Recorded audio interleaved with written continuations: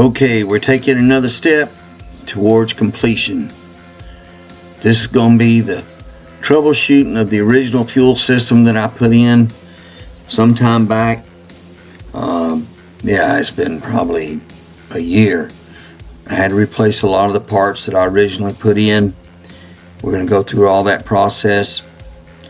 This was Mad Hatter Day. That's why I'm wearing my Mad Hatter hat. And my Mad Hatter is floppy because it was hard. It was a lot of work. Almost like a Mucho Gringo kind of hat day. But just sit back and enjoy. And I'll go through the process and give you some voice overlays and try to explain what's going on. Here we go. Well, we're working on replacing the fuel cell. This one was the one that you've seen before that was in there. I had used this years ago running methanol in my old car, and in the process with methanol you have to have a good fuel supply. You can't run out of alcohol. Alcohol makes horsepower, but if you let it go lean, it burns stuff. It's like a cutting torch inside the motor. And so I had put a number 10 fitting in this hole, and I boogered it up doing it. And this was temporary back then. I ended up going with a new fuel cell in front of the car, but anyway, this one wouldn't seal up. First time I put gas in it, it leaked. I put seals all around it, everything I could think of, it leaked. So I had to get another fuel cell. Plus, I needed a bigger one.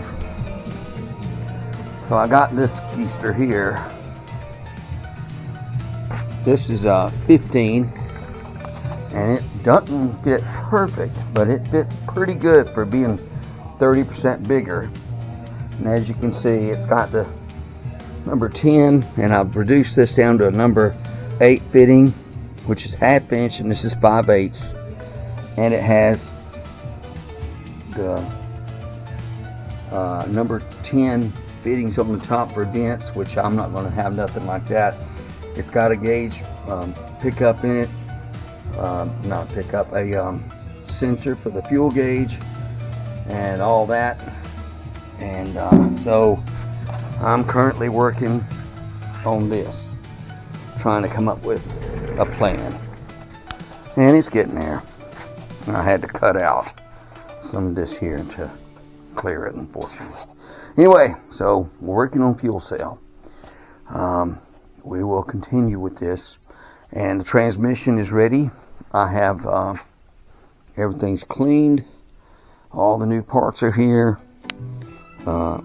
Gerald's got the valve body. He's working on that, getting it ready for whatever he wants to do with it. And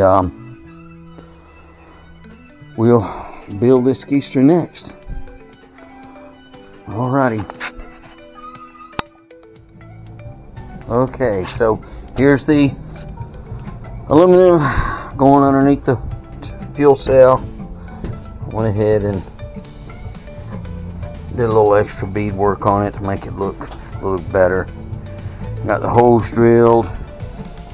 I've got the plates up here in place for the front tabs of the fuel cell are going to mount.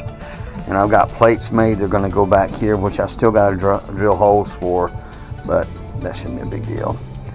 So here we go.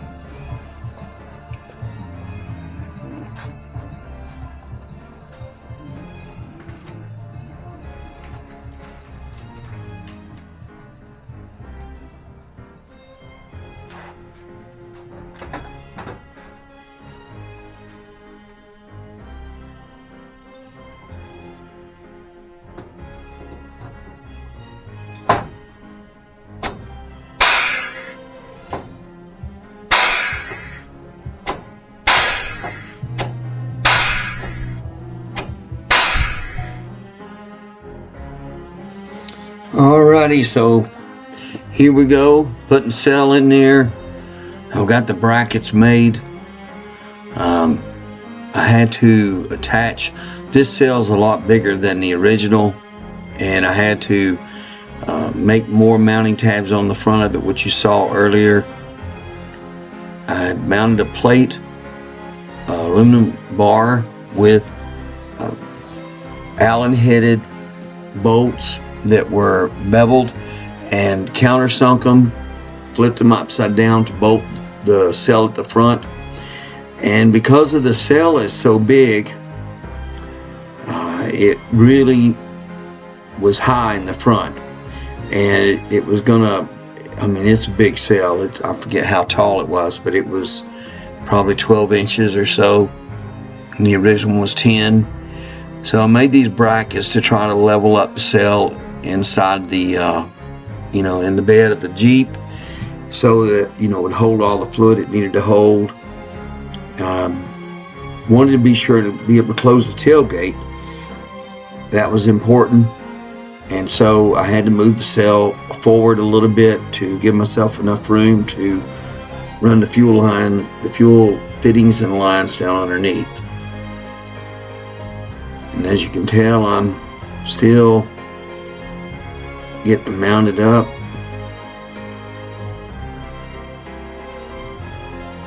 Made those brackets out of steel, and that thing, I'm gonna tell you, when you look at it sitting in there in the bed of that Jeep, it looks massive. It sits higher than the wheel tubs do, which is crazy. But 15 gallons, I don't know how far that'll go. I'm hoping to get 8 or 10 miles a gallon, maybe, driving it normal. I'm sure if you're hot rodding it or dogging it, you ain't gonna get that kind of gas mileage, especially with 2.4s. So just keep working on this.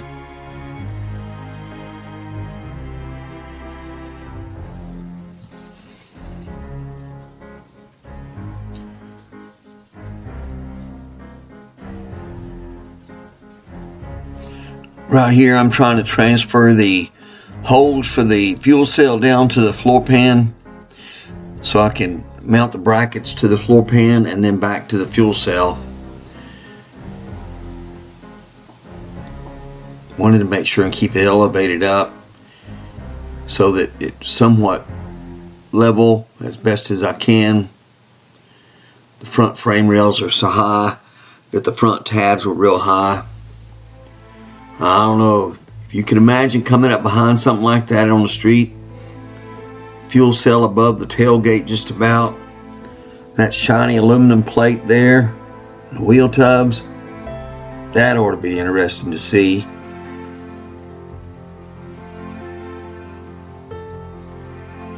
Now I'm bolting it in.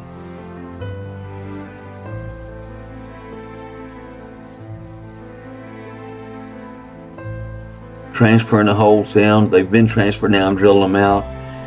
Open them up.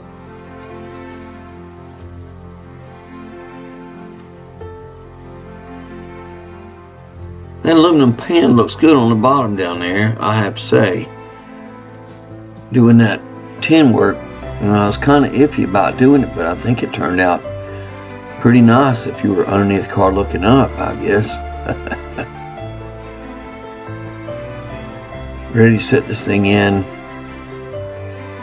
get it finished up.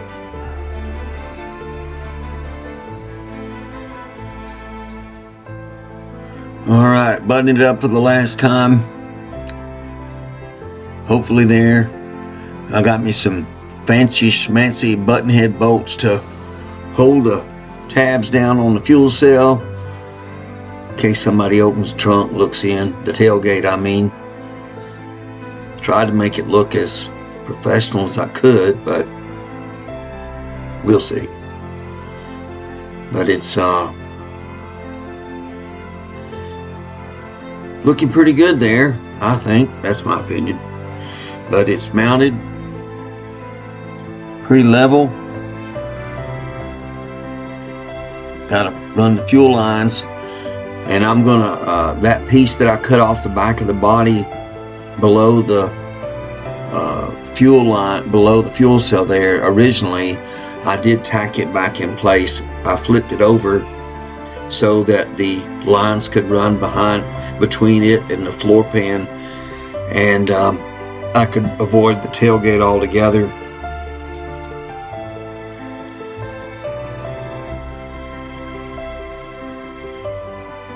Yes sir, looking good. Needs a good shining up is what it needs though. Alrighty folks, here we go. Working on this thing. I don't know who remembers what, but I'm going to show you. This is the new fuel cell. Mounted in here, 15 gallons.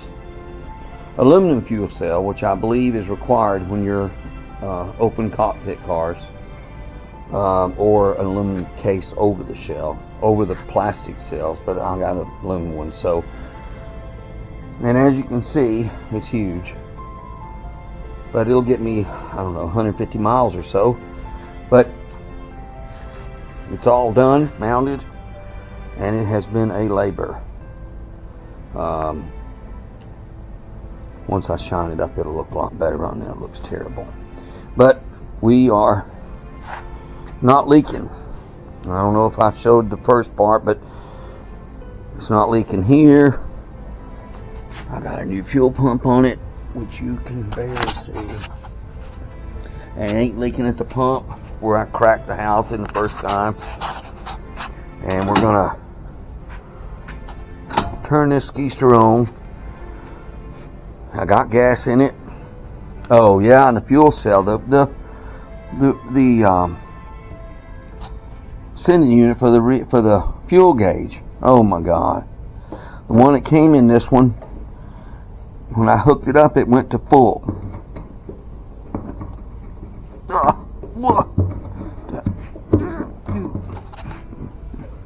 Oh, well, what's going on here? Dang.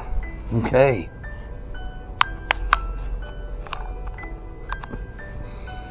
I don't see no gas in this thing.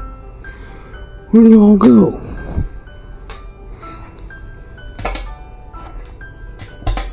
I swear it looks dry.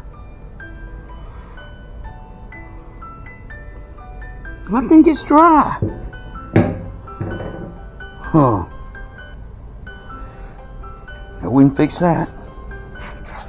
I got gas.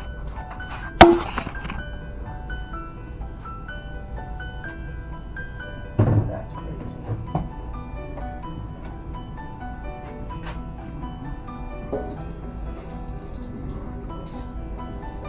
It is dry. This thing is empty.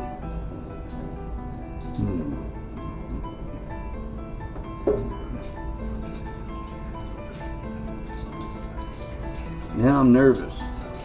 I thought I had all these leaks fixed. Let's be darn sure. Oh my goodness.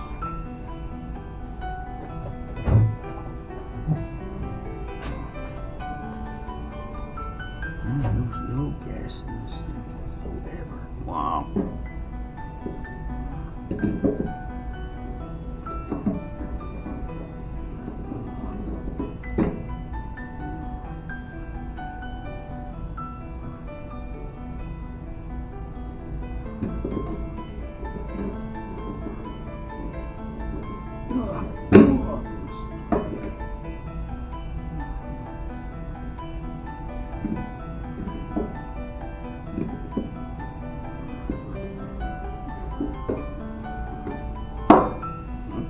Okay, we got gas in it now. Power's on. Notice I got my gas catcher down here, which I've used a zillion times. This booger here, I have redone this fuel system right here 10 times if I've done it once. Stainless steel, it looks good, nice and shiny, but doggone it, it is hard to work with. You can't hardly flare the fittings. Okay, let's see.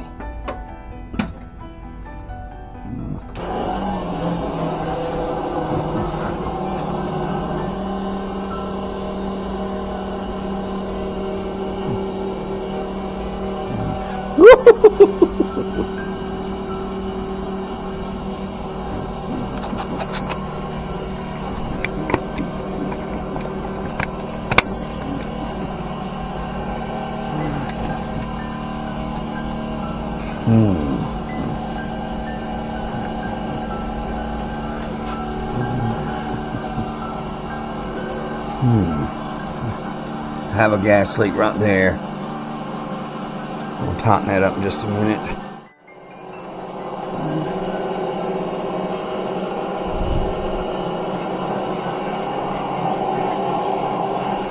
Ain't got no fuel pressure though. We'll have to do that.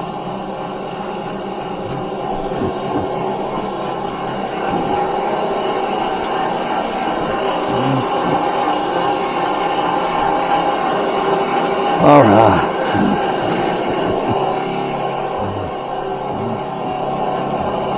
All right. Yes.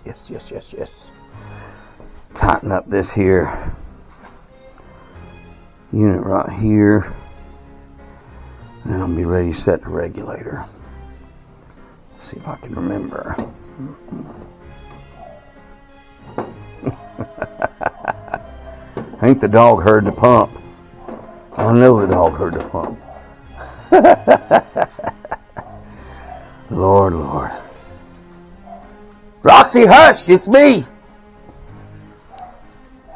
Now she's got to get her last 2 cents worth in.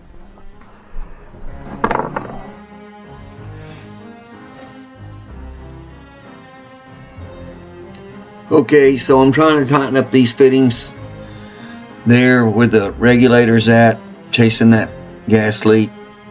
I did tighten up that flare fitting down at the regulator, but I discovered a gasket leak on the bowl right there on that side, on the bottom side screw, and tried tightening it up. I tightened up all of them actually to see if they would get any better. So I ended up having to go through and look at all of them.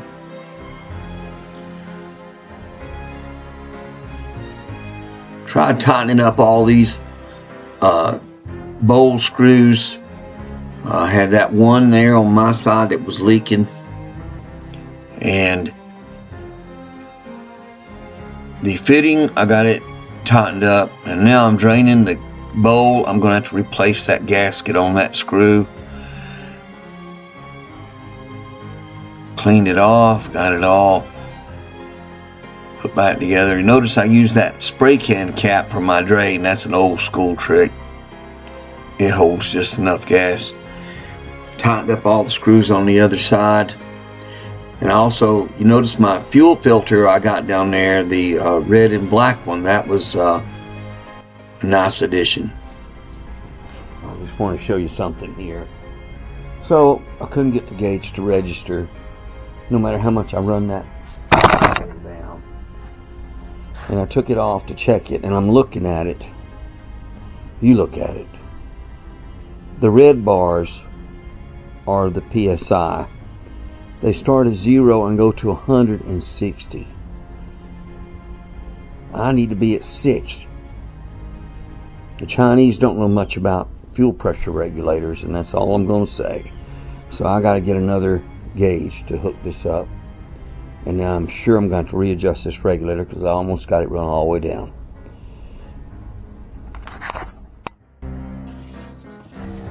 Well, I got a gauge off of my fuel injection testing tool and used that to set the regulator with, and sure enough I did have to back it way back off.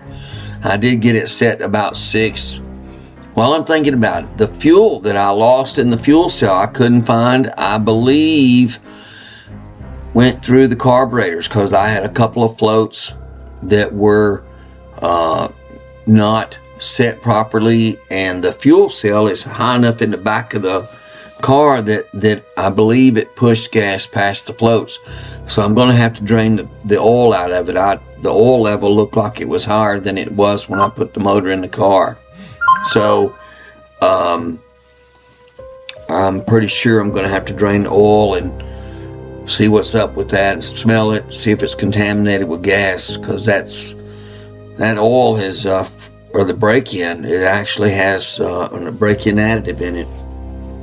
So anyway, got the fuel regulator set, then I'm going through the floats and setting them. That's how I discovered the float level was so high, that back carburetor. And took the side screws loose and run it up, tightened it all back down, and then I ordered another gauge to go on there so I don't have that honky looking thing there to go on it. Checking for leaks, which we look to be pretty dry now. So now the carburetors are wet. I don't want them to dry out, so I'll keep gas in it from here on. Can't wait to get this thing fired up. I'm just really excited about that. Now I'm setting the float on the front one. And I'm going to do the same thing on the other side here in just a minute. Float's all set. I put a little bit bigger squirters on the carburetors. They were 27s cc's, and I went up to 31s. Just a small addition. I don't know that it's going to be that much of a difference. I may find that to be too much. I don't know.